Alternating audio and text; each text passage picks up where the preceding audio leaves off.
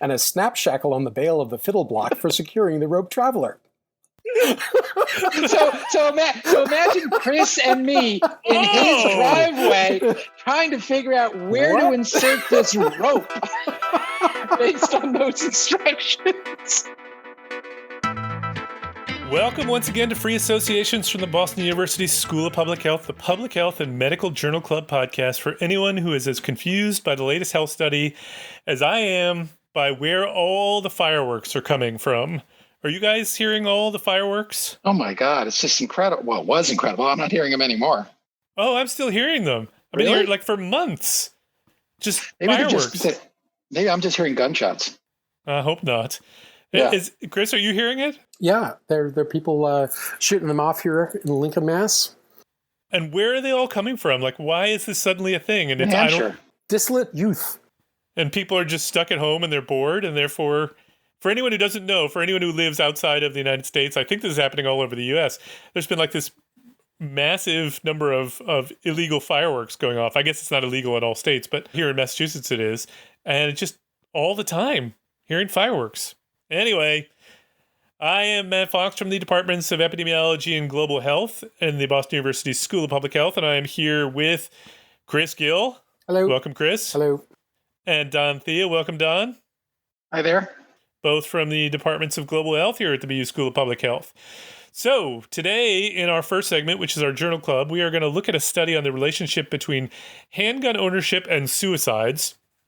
In the second part of our podcast, which is our deep dive, we're going to talk about an article on whether or not we should be doing controlled trials to evaluate COVID policy and make decisions around COVID policy. And in our amazing and amusing, we will get into some things that make us laugh out loud, or things that just, in Chris's case, blew his mind and then subsequently blow our minds. So let's get into our first segment. And I do, before we want to get into this one, a disclaimer for everyone, as we did the last time we talked about a suicide topic, that we are going to be talking about suicide. So if this is a topic that is concerning to people, you may not want to be listening to this episode. And also to point you to the National Suicide Prevention Lifeline at 1-800-273-8255. That's 1-800-273-8255. So let's get into this one. This is a study that looked at the impact of handgun ownership on suicides. It was published in the New England Journal of Medicine, and it was entitled Handgun Ownership and Suicide in California by first author David Studert of the Stanford Law School and the School of Medicine in Stanford, California. So this one did get a lot of headlines, so let me read you a few of them. So NBC News says, handgun ownership is a major risk factor for suicide, with major risk factor in quotes. The New York Times says, first-time gun ownership at risk for suicide, major study confirms. Business Insider says handgun owners are far more likely to die by suicide than people who don't own guns. And the Sacramento Bee, which I picked because obviously it's local to the area where the study was done, says gun ownership 4 times more likely to die by suicide than non-owners, Stanford-led study says. And obviously they plugged the fact that it was a Stanford study because this is the Sacramento Bee. So Don, can you give us the intro to this study, what they did and what it was all about? Sure. This was a study that sort of took advantage of some pretty restrictive laws in California in terms of gun ownership and gun registration, which allowed them to really build a cohort where they were able to look at first gun acquisition and then subsequent suicides, as well as deaths from other causes. They tracked firearm ownership and mortality over a 12-year period in a cohort of 26 million adult residents of California. Really big. Yeah. And of those 26 million people followed over that period of time, there were 700,000 members of this cohort who acquired a first handgun during the study period, which lasted from October 2004 until December 2016. Which, by the way, in and of itself is worth remarking on. I mean, this is for our listeners numbers outside the U.S. who obviously probably most know that we have very liberal gun laws in the United States, but it's just shocking to me.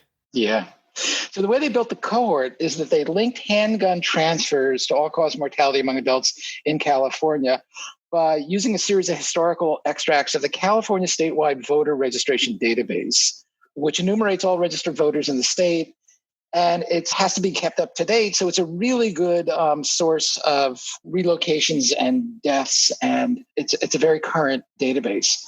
They eliminated all those people at the beginning of each cohort period who owned guns. So this is really restricted to people who previously had no gun in possession themselves, or I think also anybody in the household. And what they did was they obtained 13 historical extracts from this cohort, spaced approximately a year apart and spanning the study period. And these extracts included about 74% of residents in the state of California who were eligible to vote, and 61% of almost all residents. So a pretty good comprehensive look at a large population in California. All transfers in California by law have to be tracked through firearm dealers, even if it's a private transaction. So if I were to sell a gun to you, Matt, I would have to go through a gun dealer. And that's the way they have very complete records of transfers of both handguns and long guns. So they obtained records on 9 million handgun and long gun transfers archived in the dealer record of sale database. That's what that is. Over a 32-year period of time, and they crossed those two along with the California Death Registry. As I said, they excluded members known to have a gun when the cohort started. Their exposure was beginning on the date of the first gun acquisition. And it's important to know that California has a law that says that if you buy a gun today, you cannot come into possession of that gun for 10 days. So there's a 10-day waiting period, and they took that into consideration. And their analysis was basically a Cox analysis with some Kaplan-Meier curves, looking at ownership and mortality, all-cause mortality, suicide by firearm, and other methods, suicide by other methods, looking at owners versus non-owners. So they had 26 million people were followed for an average of about 7 years. 670,000, or about 2.6% of the whole cohort, acquired a gun during the study period. The owners were younger than non-owners at baseline. There were, as expected, more males who purchased guns than females, and they tended to be more rural. There were about 1.5 million deaths during this period of time, and there were 17,800 suicides, of which 6,691 were suicide by gun. And of the people who committed suicide, 70% of them were male, and 83% of those male suicides were death by gun. And so what they calculated were hazard ratios on ownership and suicide by gun ownership.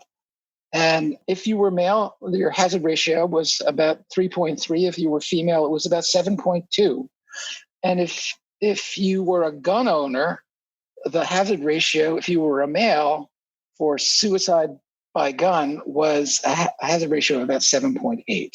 And for women, it was a hazard ratio of 35. Oh my God. These are huge numbers. Okay, so we're gonna come back to those numbers though, because I think it's really important. But go ahead. Yeah. But what was really interesting was they looked at the temporality of suicide risk by gun. And when they looked at suicide by gun in the first 10 days of ownership, and remember there's this period where you can't have ownership of the gun, the hazard ratio was still about 4.5. But from day 11 to day 30, the hazard ratio was 100. I know. Astonishing. Absolutely astonishing. Yeah. And I think it really bespeaks the observation that in a very high proportion of people in this cohort who purchased a gun, seemingly they purchased a gun with the intention of committing suicide. And these are people who are not gun owners. So, they're not hunters, and they're not people who have guns as part of their lifestyle. I thought this is just a profound finding. Yeah. I would agree with you. It's a particularly large effect size. I do want to just jump in on one thing, which is I went back and looked, and I don't actually see anything in there. I could be totally wrong on this, but I didn't see anything in there on there excluding anyone with a gun in the family. Just they excluded people who already owned a gun themselves. But I Chris, if you know differently, let me know. I didn't see anything like that. Okay. Just that they were looking at first new gun ownership was the exposure variable. So I do want to read something from the introduction, which, I have to admit, I don't know this field nearly as well. And so it was interesting. I've left out parts of it, but they say suicide attempt are often impulsive, driven by transient life crises. Most are not fatal. and most people who attempt do not go on to die in a future suicide. Whether or not an attempt is fatal depends heavily on the lethality of the method used, and firearms are extremely lethal. So this is one of those things where there is a huge public health impact here, because in theory, if you could reduce the number of guns that people are able to access, you could really have a large impact on the lethality of suicide in the United States, which there are a lot of suicides and a lot more people die in the United States from guns related to suicide than they do related to homicide. So it's clearly a huge issue, and it's something that we have talked about before. Chris, tell us, what was your take on this study? Well, I was like Don. My jaw was on the ground when I saw the temporality data. I mean, it's unmistakable, right? That there is a, I'm not going to say a high proportion, because obviously most people who buy guns do not commit suicide, but amongst the homicides, the proportion of people who bought a gun to kill themselves, not homicides, suicides, who bought a gun to kill themselves is substantial. There was a statistic mentioned that during this period of observation, there were some 600,000 and change guns that were purchased, and there were 1,200 gun suicides. So if I'm doing the math right, that's about 1 in 600 guns were purchased to kill themselves, and did, Or I should say 1 in 600 led to a suicide. One must imagine that there's a higher number of people who contemplated shooting themselves and then didn't. So, I was astonished at the volume of handgun related suicide in California, which, as Don mentioned, has got some of the most restrictive gun rules in the country. Yep. And one wonders what this would have looked like if they didn't have a 10-day waiting period. Yeah, clearly a huge problem, and clearly data that is suggestive of a substantial problem. So I have some quibbles with this that I would want to raise. Let me start with one, though, that is not necessarily a quibble of quality so much as a quibble of interpretation. So you all kind of gasped at the difference between men and women, in that when they looked at the data on suicide comparing non-owners to owners, when you look at males compared to females, there is a almost 8-fold relative increase in risk of suicide amongst owners compared to non-owners amongst males. But there is a 35-fold relative increase in females compared to males. And I think, and this is something that I teach my students and I harp on quite a bit, that misses the point. Not in the sense that missing the point that obviously there's a huge problem. There is a massive problem, no question. But the difference between men and women, males and females, is actually minimal. And the reason I say that is if you actually look at the data on the relative scale, you're talking about effect sizes of 8 versus 35, which sounds huge. But on the absolute scales, they are almost identical. The difference in risk for men and women, the absolute difference is almost identical. So this is a table 2 if you guys want to look at it, but the absolute differences are almost identical. And in fact, the absolute difference is slightly higher for men than for women.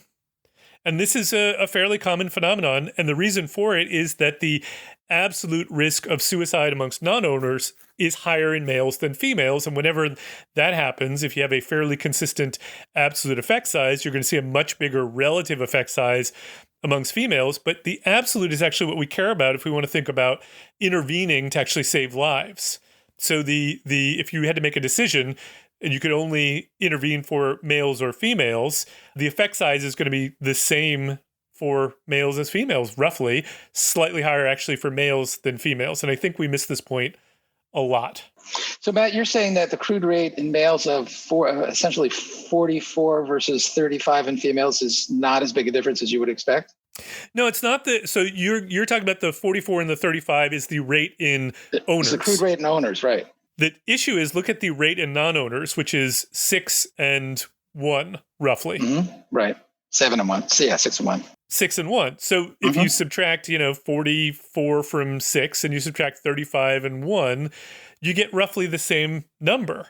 But on a relative scale, those look much bigger for the females than the males because the absolute risk of suicide in females is lower than males. Mm-hmm. But in intervention terms, if we were to actually do something, you'd get the same number of saved lives if you could get rid of gun ownership if you were intervened on males as females. And I think that is it's an important point that I think we tend to miss when we focus on relative effects. But because the handgun ownership is skewed, 80% male to 20% female, roughly, doesn't that also, I guess, imply that when a woman buys a gun, that the risk of suicide is proportionally that much higher? Yes. So absolutely. So that now you're talking about the sort of attributable fraction, and we would do better amongst males just because so many more males are buying guns and males are more likely to attempt suicide. So absolutely. I'm just saying, if you're looking at the effect size, the 35, makes it seem dramatically different from the 7 or the 8, and it really isn't. Yeah. Other thoughts? What I mean, are the things that jumped out to you? I mean, do these effect sizes, are there anything that gives you pause on the effect sizes? Because I will tell you I write down my prior on these, and I wrote down my prior on this was it's going to be massive. So I wasn't particularly shocked by the size, but I still have some concerns. Yeah. Well, I was struck by the lack of a major difference in terms of non-gun related suicide rates. So, which were no difference between gun owners and non-gun owners. And so that's striking, because it sort of, attests to the fact that, there was an overall far lower rate of suicide by less lethal means, which of course seems intuitively obvious that would be so. Guns are obviously the most efficient way of killing oneself if you don't, have another mechanism of doing this. I mean, the whole topic is so depressing, I have to say. But guns, if you're sort of thinking about very definitive ways of taking one's life that are also accessible, guns really rise to the top here. I mean, a definitive way of dying would be to jump off of a high place. But, there aren't that many people who live near a bridge, and it's very scary to jump off of a bridge, whereas I think it's much easier to get a hold of a handgun.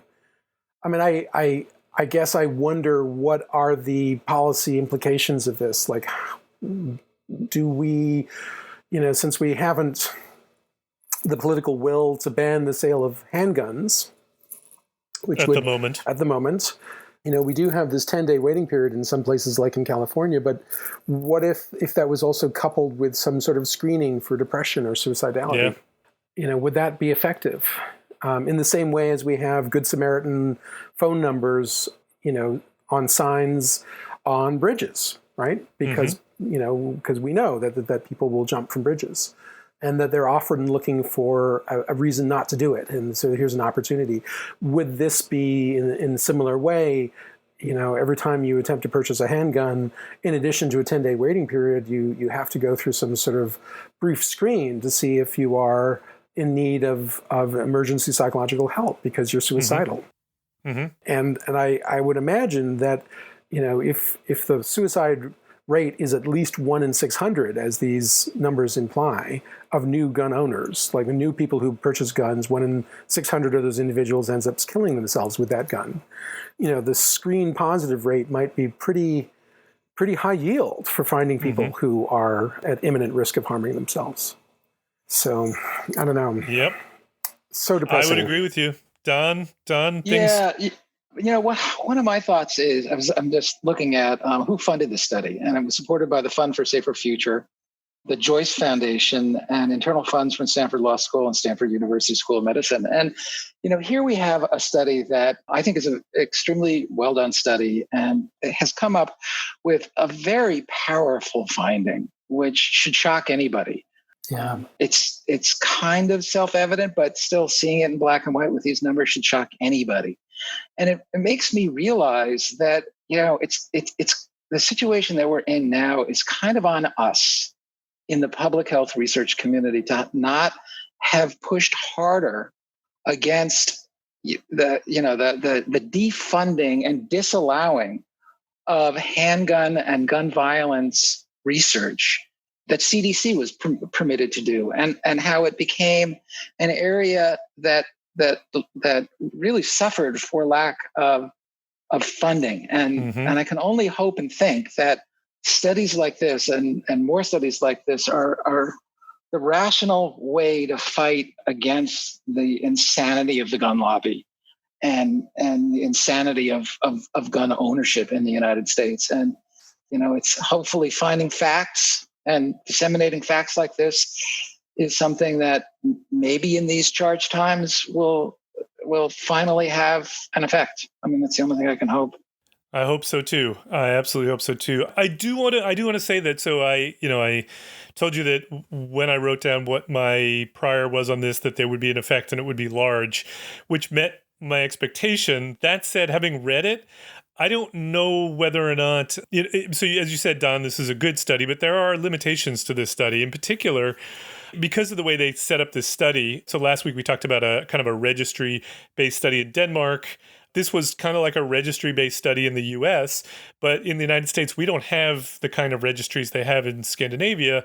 So they actually had very limited data to be able to control confounding. So they had information on age, sex, race, and census tract.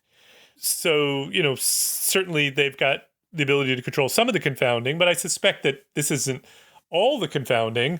And, what variables would you look for? What variables would you want in order to throw into these models to help adjust for confounding? It's a good question. I don't really know the field well enough, but the clue seems to me in the decision that they made around negative controls, because they said, so we talk a lot about negative controls. They had negative controls here. They looked at whether or not owning a gun was related to, or gun ownership was related to lung cancer, endocarditis, and alcoholic liver disease. And the reason they chose those, and by the way, they found no association, they said those are more common amongst people who smoke, inject drugs, or have alcohol use disorder, respectively. And those are established risk factors for suicide. So I thought that was actually quite clever and thoughtful of them. But whenever you're using a negative control, it's a hint that, things are in good shape, but it doesn't totally explain whether or not the problem is. Now, these effect sizes are so large that I'm not worried. There's no doubt in my mind there's an effect. I'm just not convinced necessarily that we have the perfect right number. And I should say, it could go in either direction. In fact, it's possible to me that the effect size is even larger or slightly smaller. I don't know what the direction of the confounding would be. I would just say I have some additional uncertainty because of that. But aren't you being a picky academic? To a certain extent, if you could adjust for the proper things that might confound it, you might go up and it might go down. But the effect size are still huge. It makes the point, doesn't it? Yeah. No, I absolutely think that you're right, and I do think you are correct in saying that I'm being a picky academic if the question is simply is the wrong word, but if the question is defined as, should we? What's reality? Should we act? And the question is absolutely we need to act, because there's very strong, clear, convincing evidence to me. The question of how many lives would we save was going to depend on how we're able to do this, and because we don't live in a country where we could simply ban guns, the approach to preventing the suicides is going to be heavily dependent, and therefore what the effect size actually is does matter a little bit in terms of how much benefit. But whether or not we should act, I would absolutely agree with you. I am being very, very nitpicky. Yeah. Any other thoughts anyone wants to add? No, it's such a huge problem. Yep. All right. Well, let's move on to segment 2, which we're going to get into a COVID-related paper. We did say we weren't going to take on a lot of COVID-related papers while the news on COVID was still coming out. But for segment 2, we felt like COVID-related topics were still relevant. And we wanted to look at a study that was published in JAMA. It was, I don't know if you'd call it an essay or an opinion piece, but this was entitled "Using Controlled Trials to Resolve Key Unknowns About Policy During the COVID-19 Pandemic" by Paul Starr. And this comes out of the debate on whether or not lockdowns were effective in reducing transmission and therefore mortality from COVID, and of course how politicized the issue of lockdowns actually has become. And the problem is that it's there's no amazing evidence one way or the other as to whether or not lockdowns worked at the time that we were implementing them. This was something that was raised by some of the critics of lockdowns. But of course, there's no way to know whether or not a policy is going to be effective at the time that you implement it when you're in the midst of a pandemic for a novel disease. All you can really do is look at, historical comparisons and the evidence we have on other diseases, but that's not really great evidence. And so their point was we should be considering doing trials of policies for COVID-19 so that we actually have good evidence to guide changes in policies or policy implementation in other places. Now, I do want to be very clear. They are talking about trials, not randomized trials. So trials in which you have some sort of a comparison group, but we're not talking about randomizing people to a lockdown or not to a lockdown.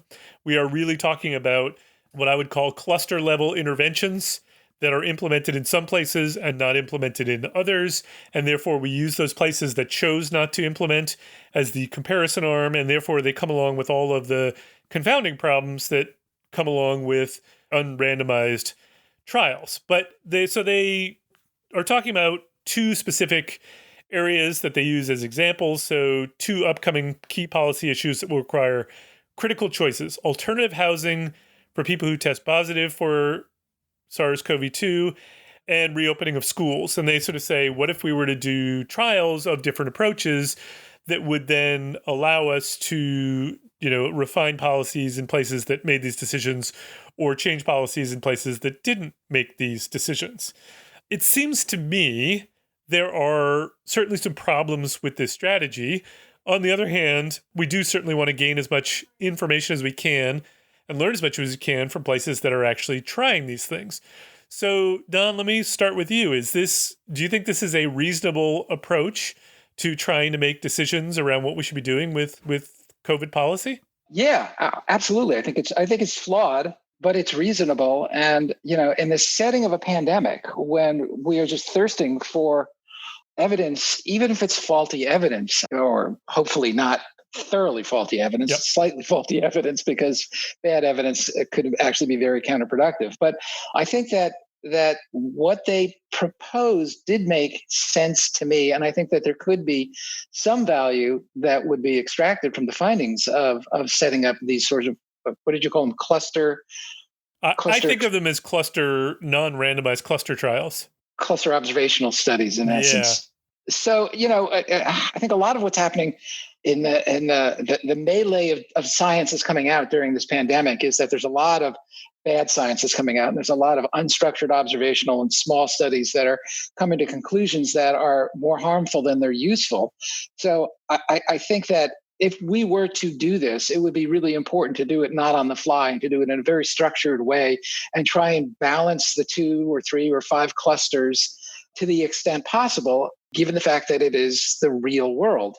Mm-hmm. And that may be difficult, and we have to maybe have a threshold, for a quality threshold, for saying, it's not worth doing this particular series of studies, observational studies, comparing different geographic areas or different school openings, and not get ourselves into a situation where we've generated data that we don't really trust. Mm-hmm. But I think these are extenuating times, and I think that they require some extenuating efforts at trying to generate data as quickly as possible, because time is of the essence in this. Mm-hmm. Mm-hmm. And I would certainly agree with that. I mean, I suppose the question really is, is this novel? I mean, are we not doing this anyway? Aren't these like practical trials? Yeah, I mean, we are certainly would plan to evaluate and try to understand the effects of any interventions that are tried when there is a suitable comparison group to compare them to. And obviously that comes with all of the potentials for confounding and all the, things that we worry about on this program. But certainly we would plan to use that information. Chris, is there anything novel in here? Not really. I mean, like you say, this is being done. This is a bit close to home because my wife was volunteering to do shifts at the East Newton campus at Boston Medical Center, which is a hospital that had been mothballed by Boston Medical Center and was going to be reconverted and repurposed, but was reopened to serve as a quarantine area for homeless individuals who were COVID-19 infected. And they were basically, the idea was that they would stay there until they were PCR negative repeatedly, and then they would be allowed to go out. And they were fed and, given a place to sleep and, encouraged, basically strongly encouraged to not wander around the hospital and not to leave the building. Mm-hmm. So, these are things that we're doing already, like you say. And I don't know in some ways whether we need to do experiments around this, particularly social experiments, which are so very difficult to do in the first place. I mean, you think about what makes a randomized controlled trial feasible is that the experimenters have a tight control over the exposure. You get the intervention or you don't get the intervention. Whereas when you're talking about a sort of a social behavioral intervention, it's very difficult to keep individuals within two exposure groups from crossing back and forth because they're free to do so.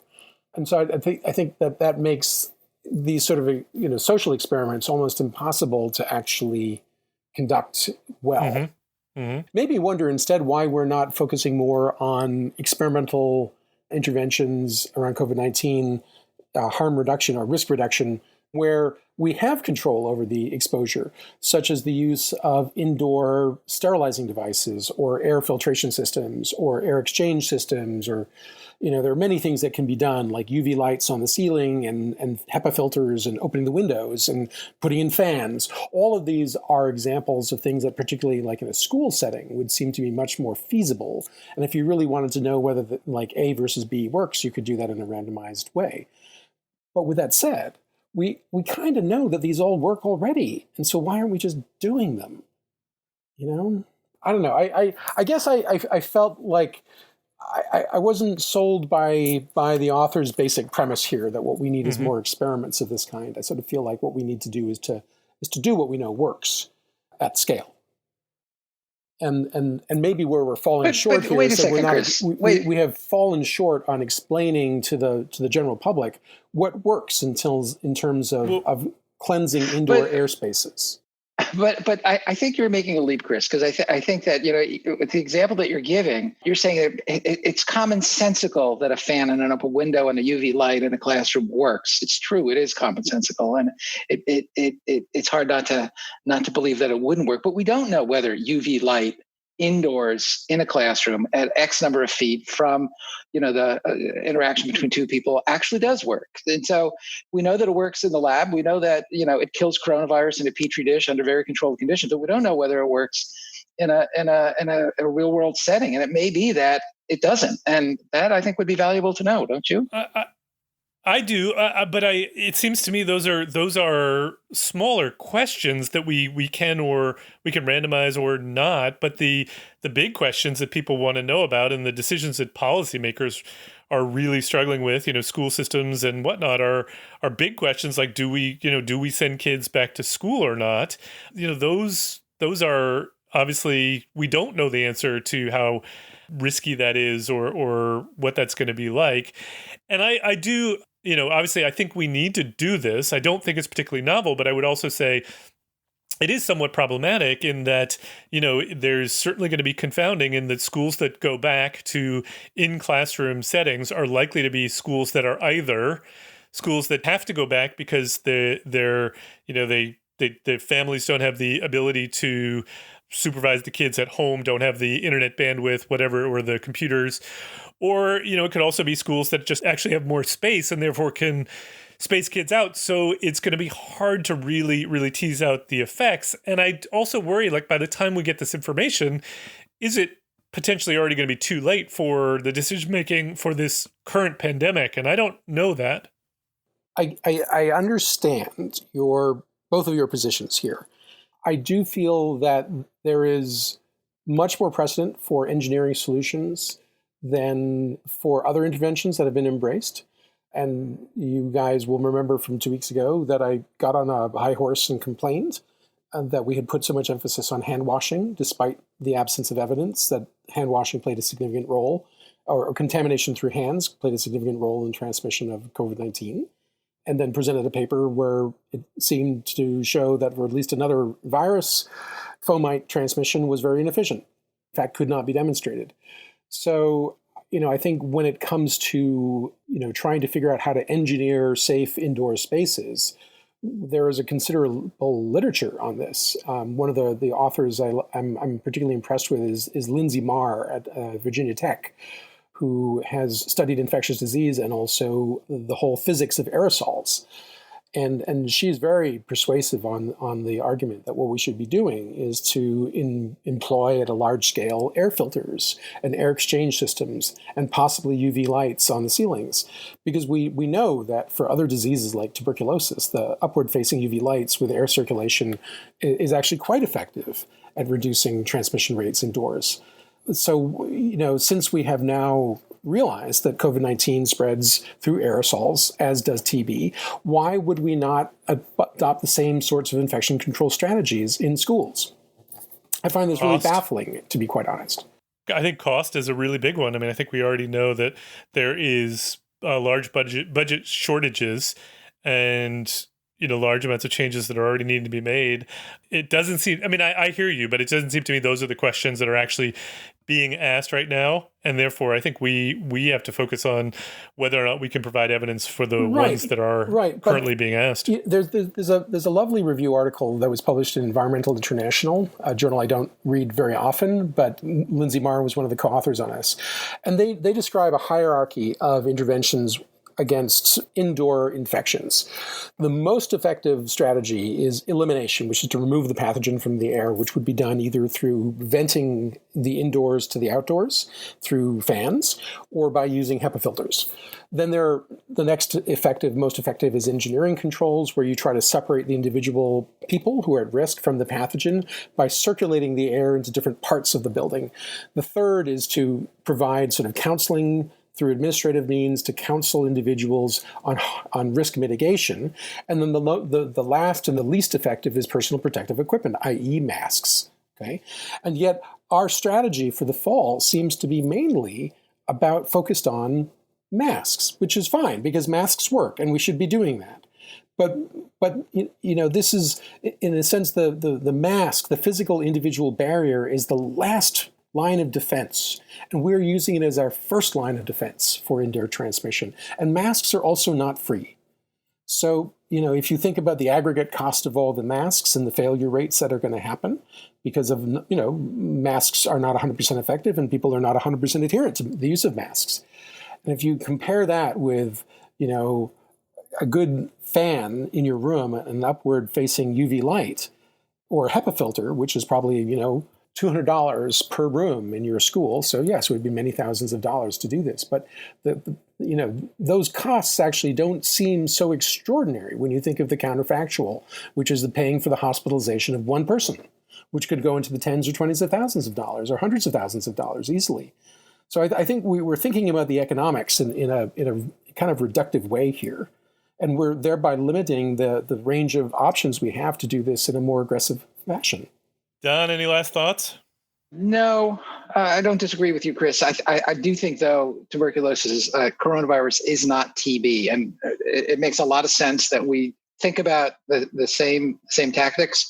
But I think it would be really important to establish the fact that what we expect to be the effect on COVID-2 would, in fact, be what happens as opposed to, Sure, what happens with TB. Because you can make the argument that there's not that much TB that's actually aerosolized, whereas there's potentially a whole lot of SARS-CoV-2 that is aerosolized. And so it could, it just could be a mass effect of the amount of pathogen in the air and on the surfaces. Certainly, we do not know the answers to these questions. You are quite right. But since the genesis of this segment 2 was on, are there randomized controlled trials we could do around risk reduction strategies. Non-randomized. I would say you could actually do a randomized controlled trial quite easily of HEPA filters plus or minus lights, plus or minus a box fan in the window, or two in various combinations at several schools. One could actually feasibly conduct those studies. it or would be in a lot EVs easier. or in, It would be a lot easier to do that. You could even do it. I mean, I would say you could do it on the classroom basis, but the students are moving between classes. But if you were doing like in a primary school where the kids are basically in the same classroom all day long, rather than high school where they go from class to class to class, it would be much easier to do that experiment looking at environmental protection strategies. I would agree, but that assumes that kids are going back, and I think that's the question that hasn't actually been answered, and so I think we only time will tell on that. Yeah. All right, so let's move on to our last segment, which is our amazing and amusing. And Don, you are going to go first this time. What do you got for us? Have you guys have traveled a lot, and you've been to a lot of different countries. And have you noticed that there are some countries where the banknotes are made of something different than the banknotes that we have here in the United States? Yeah, in Zambia, they're all plastic. They're all plastic, right? So they're like a polymer. Same in Vietnam. And same in Vietnam, and apparently some other countries. So I found a paper which looked at money and transmission of bacteria, which was an antimicrobial resistance and infection control by Habib Gedik, Timothy Voss, and Andrea Voss, and it was published in 2013. And what they did was they took a series of banknotes from different countries, and they inoculated them with various kinds of bacteria and let them sit for some period of time. And then they swabbed them to try to see how much of the bacteria would grow subsequently. And they looked at pathogens. They looked at methicillin-resistant Staph aureus and vancomycin-resistant Enterococcus and E. coli. And then they used euros, a currency called a kuna from Croatia, a currency called a liu from Romania, the dirham from Morocco, the US dollar, Canadian dollar, and the Indian rupee. And the bottom line was that they found that much of the currency was not able to retain viable pathogens for very much period of time at all, except for the Romanian leu, which thoroughly failed all the tests. Why? And that is because that particular banknote, unlike any of the others, is a polymer-based banknote, as opposed to a much more complex kind of cloth-oriented manufacturing process for the US dollar and the euro and the Canadian dollar. And they also, it failed miserably. For like 24 hours, all three of those pathogens were, obtained at very high levels. They also did a second experiment where they inoculated the various currencies with non-pathogenic bacteria like methicillin-sensitive Staph aureus and a Putzi E. coli. And they found that the euro was not able to be a vehicle to inoculate onto the hands of a second and third person those bacteria on the dollar bill. And the US dollar apparently is capable of transmitting from one person to another Staph aureus. And again, the Romanian leu failed miserably. Yeah. And there was much inoculation onto the hands of the second person who touched the dollar bill after it was contaminated with these bacteria. So I guess the bottom line is that when you're traveling and you are in a country that is using these polymer banknotes, you need to be really careful, and you need to wash your hands frequently and try to not use them at all. And use Apple Pay. And this is why we should be a cashless society. Yeah. Yes. These are fomites. It so jibes with other data too. I mean, there was that interesting study in the New England Journal published a couple of months ago that got everyone's attention about the persistence of coronavirus on different surfaces, and the one that was most accommodating was plastic. Mm-hmm. Yep. And one of the least was cardboard, which I think is fairly akin to linen. They're both plant-based weaves, basically. Mm-hmm. Yep. So interesting. And the duration they looked at was a full 24 hours. So interesting. Be careful when you're in Romania. Wow. Yeah. All right. I'm not touching the money there. All right. I'm going to go second. Mine is short, but I worry that I have set myself up for failure on this one for two different reasons. The first is I do not understand almost anything about this study. I can barely pronounce the words in it. I got almost nothing out of it. And I'm worried that the part that I find interesting isn't actually going to be, you're not even going to find it relevant. But that has never stopped me before. So I'm just going to barrel straight ahead. And I'm going to give you what I can of this study. So this was a study published in Frontiers in Physiology. Charlene Hanlon was the first author.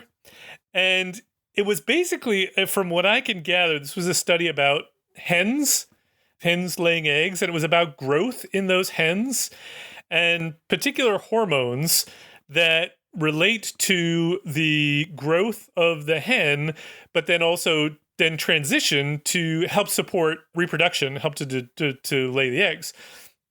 So I'll just read a little bit of this, see if it means anything to you. So they say, well, photoperiod has been generally accepted as the primary, if not exclusive, cue to stimulate reproduction in photoperiodic breeders, such as the laying hen. Current knowledge suggests that metabolism and/or body composition can also play an influential role to control the hypothalamic pituitary gonadal axis. Does that mean anything to you guys? No. It does, actually. This review thus intends to first describe how photoperiodic and metabolic cues can impact the HPG axis, then explore and propose potential common pathways and mechanisms through which both cues could be integrated. And so what I then gathered from it is essentially, and there's a line in here at the end, sort of it's about these include PPARG, I couldn't even read these words, for impact in liver metabolism during the switch from growth to reproduction. So the same hormone is sort of playing a role. I don't get a thing about it.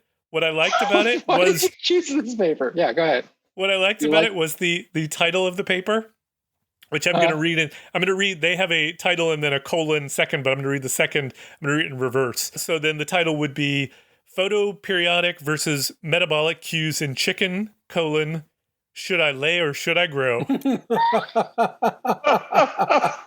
Oh, that is bad. That is bad. If you're a Clash fan, though, that's good. Should I stay or should I go? That's a good one. There you go. London Calling, right? Yep. Yeah. Exactly. It's a great album. All right. So, Chris, you have teased us with what you're going to talk about last episode 2 weeks ago. I'm just give us the follow up. Yeah, I'm going to slightly just riff off of what you're saying when you feel like you're out of your depth and you're dealing with a lot of terminology you don't understand. And Don knows this already. I purchased a boat and it arrived last week, and Don and I set up the boat in my driveway last Saturday and actually took it sailing on Sunday. But it came with this this owner's manual for how to rig the sails, and I'm going to read you just 2 sentences from this. Setting up the main sheet. Okay, I know what a main sheet is. That's the thing that controls the mainsail. So it says here, the main sheet has a block with a becket at the upper end and a fiddle block with a cam cleat at the lower end. There is a reef hook in the becket block for securing to the boom webbing strap and a snap shackle on the bail of the fiddle block for securing the rope traveler. So imagine Chris and me in his driveway trying to figure out where to insert this rope based on those instructions.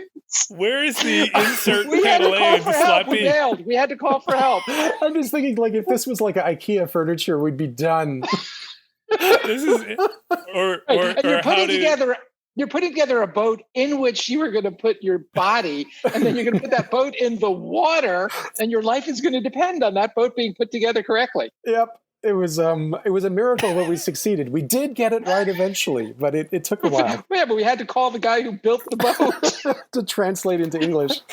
Yeah. Anyway, Kevin, if you're listening, we're not teasing you. We're talking. We're just commenting on our own nautical incompetence. Anyway, back to the wacky and weird. So last time, I presented a paper that I thought was really interesting back from the 1980s, and I forgot to list that the author. His name was Elliot Dick, and it was published in Journal of Infectious Disease in 1987. And this is the follow-on paper published in Journal of Infectious Disease in 1988. In the original paper, they questioned what proportion of rhinovirus is transmitted through aerosols versus fomites, which are inanimate objects that connect a person, like a glass of water that one person pours and the other one person then drinks out of.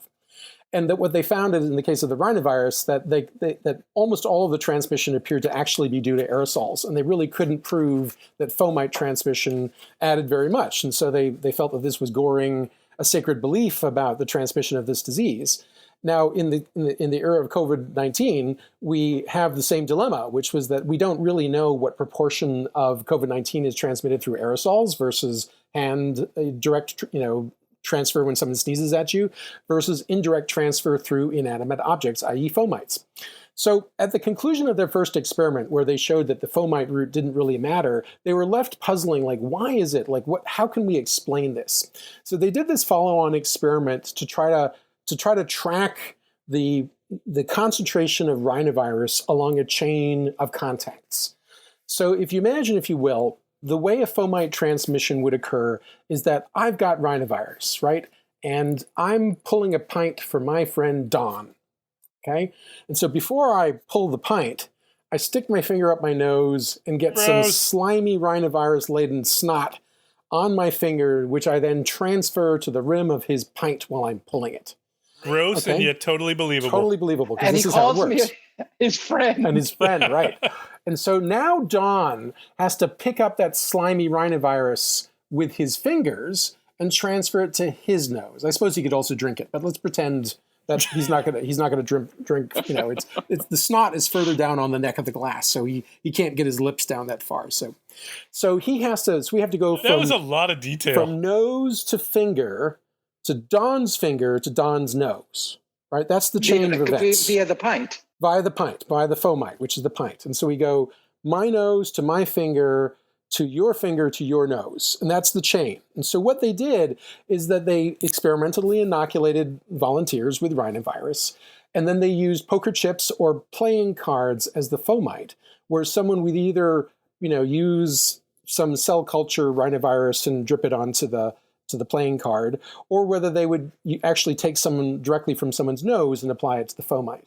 So the way the experiment worked is that, like say I got some snot on my finger and I would touch a poker chip with it. I would rub the poker chip vigorously to kind of make sure it's smeared all over the poker chip evenly. And then Don would take the poker chip and he would rub it between his finger and, and thumb and forefinger to transfer as much of that onto his finger as he could. And then, since we didn't actually want to give Don rhinovirus in the experiment, we would then culture the tip of his finger to see how much rhinovirus we could obtain off of the last finger of the chain. And that last finger is sort of the surrogate for actually sticking your finger up your nose, Don. And, Which I always do. So what they found was really interesting, actually, which was that when they did this sort of series of transfer experiments and the snot was wet and fresh, they could detect rhinovirus all the way to the final finger, which is the surrogate for Don's nose. But the concentration of virus really plummeted fast. So the initial donor finger, which is the finger that went up my nose, when you cultured that, you could get 100,000 TCID 50s, which is like the median infectious dose of virus. So it's like a concentration of virus. So you get 100,000 TCI fingers directly off of the finger that I had contaminated. But then when you cultured it off of the playing card or the poker chip, it had dropped from 100,000 to 3,200. And when it went to the second finger, which is Don's finger, it would have now gone down to 32. So we have a 10,000-fold reduction when the virus goes directly across that chain, all within the course of about a minute. So it really plummets fast in terms of recoverable virus. And if they, instead of doing it right away where the virus was wet and slimy initially, instead if you allowed it to dry on the poker chip, or dry on the first finger, before you tried to apply it to the poker chip, you got a drop of 32,000 from my finger to 100 on the poker chip, down to undetectable on finger number 2. And if you waited 15 minutes, basically you could never recover virus off of the second finger. And so the decay in infectivity across this chain of fomites, which is what would have to occur, not just for rhinovirus, but for any infectious disease that is supposed to go through this route, the decline in recoverable virus was astonishingly fast and efficient. Even with just a little delay, you really couldn't get it off of the second chip. And this sort of explained the earlier very surprising finding where they had played cards with this deck of cards and this set of pens and poker chips for 12 hours to the point where the cards were kind of actually sticky and gooey because of all the snot that was on them. And then they gave them to the second group of people who played with them for another 12 hours, and none of the second 12 individuals got rhinovirus. And so the efficiency of the fomite route was apparently 0 in that case. They did the same thing in this experiment here, except in addition to just seeing whether they got infected, they also looked at the concentration of virus across the chain, and that they found that like basically the concentration of virus on the poker chips and the cards was really, really low. It was very hard to detect it at all, even though the cards were being played with and handled by, people who had, streams of rhinovirus-laden snot pouring out of their noses and were constantly touching their faces and constantly contaminating the cards. And yet the cards and the poker chips did not remain infectious for very long. And the other thing that just comes back to Don's is that the cards were particularly poor at yielding recoverable virus, whereas the poker chips it was slightly easier to find it off of the plastic than it was off of the paper. So that's another sort of pin in the argument that plastic is much more conducive to allowing viruses or maybe bacteria to survive on surfaces than is paper. And so it was very interesting, and it really makes me sort of, again, kind of cross that we put so much effort into sort of promoting hand washing at the beginning of this at the expense of masks, and which would, are really the only way of dealing with aerosols on a personal basis. Of course, we can try to clear the air, but the personal protection, against the aerosol route, the only thing we have is a mask right now. And Chris, just so I understand, is the idea that the concentration of the virus is lessening because it's going through these steps and therefore less of the virus is being transformed, or is the virus actually decaying? Is the dose decaying? Yeah, in the transfer. They couldn't answer that question whether it's being killed or if it's just that it's really hard to get it back off the surface. But you can kind of imagine it because, even if we're not dealing with rhinovirus, if you wet your finger and then touch it to the table and then touch another finger to that table, that second finger that touched it has got a lot less wetness on it than the first. Absolutely. So every transition drops by some large amount. Sure. And it depends on the adherent property between the wetness and the second contact. So... All right. Well, all the same, I'm not going to go around touching everything. So there you have it. Well, that is the end of our program. If you got any feedback on this or any other episode, or you want to suggest a study or a topic for us to take on, you can tweet us at @PopHealthyX, or you can tweet me at @ProfMattFox, or Chris at IDDocGill, or Don at DTheo1, or you can find us on the Population Health Exchange website at www.pophealthyx.org. We want to thank Leslie Talalian, Director of Lifelong Learning at the BU School of Public Health, for supporting the podcast, and Nick Guler for sound editing and not charging his camera so that he doesn't actually... Well, I guess so we can't see him during this episode, so that we can't tell all the grimacing that he's doing. But thanks for joining us. We hope you enjoyed it, and we hope you will download our next episode.